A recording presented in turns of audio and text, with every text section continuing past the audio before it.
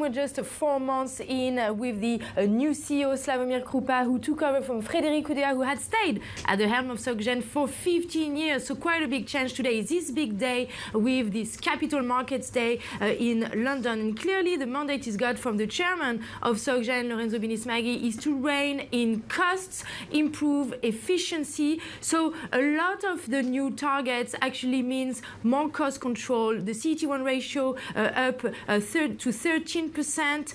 Then the average revenue growth, actually not very ambitious targets, between 0 and 2% by 2026. However, he wants to lower the cost-to-income ratio, and there is no change in the dividend policy. In fact, previously under Frédéric Oudéa, the payout ratio was at 50%, and his new target is actually between 40 and 50%, because last year SocGen actually missed on that payout target after they had a €3 billion hit in Russia. Remember, SocGen was one of the most exposed lenders to Russia. So clearly, Krupa's mandate is to increase the valuation of SocGen. If you look at this graphic, you can see that SocGen has got the lowest price-to-book ratio among the big European lenders. We'll see if this is enough to convince investors whether this actually marks a turning point for the stock.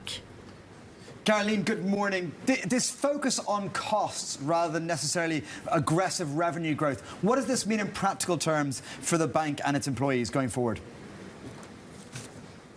Mark, if you look at today's release, actually, there is no wow effect. The targets don't look so ambitious. Some slight changes, but no like wow, big change.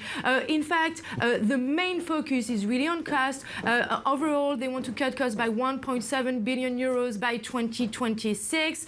So this is clearly a change from Frédéric Oudéa, the previous CEO. Clearly, SocGen has underperformed the peers, BNP Paribas and Crédit Agricole.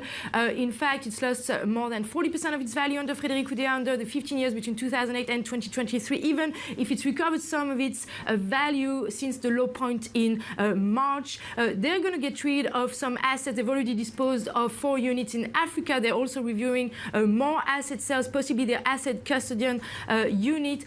So really a focus on cost control, disposing some assets, improving efficiency, simplifying the business model. One thing also to mention is that they announced €100 million to reduce the gender pay gap. So quite a focus here on diversity. They want to increase the number of women in senior leadership roles to more than a third by 2026. So this is also a focus for the new CEO, Slawomir Krupa.